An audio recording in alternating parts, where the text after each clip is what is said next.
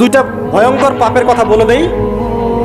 এই দুইটা পাপে যারা আসক্ত হয়ে আছে তারা তওবা করে ফিরে আসলে পরেও সারা জীবন তাদেরকে এটা সাফার করতে হবে।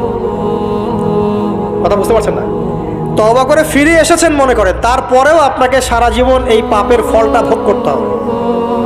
এক, মাদকদ্রব্য। দীর্ঘদিন সেবন করেছেন, তওবা করেছেন, ফিরে এসেছেন, আল্লাহ হয়তো মাফ করে দিয়েছেন, আল্লাহ পাক মাফ করে দিয়েছেন, বাট আপনি আপনার দেহের যে ক্ষতিটা করে ফেলেছেন এটা পোষাতে পারবেন না। এক নাম্বার। দুই, তখন আপনি যদি বিয়ে করেন আপনি স্ত্রীকে সন্তুষ্ট করতে পারবেন না। হ্যাঁ।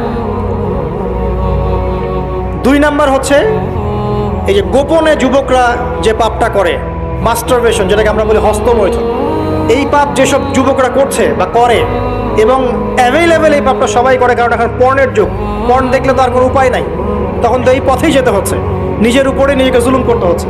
যারা হস্তমৈথুনে অভ্যস্ত হয়ে গেছে এরা যদি তওবা করে ফিরেও আসে, শরীরের যে ক্ষতিটা হয়েছে এটা পূরণ হবে না।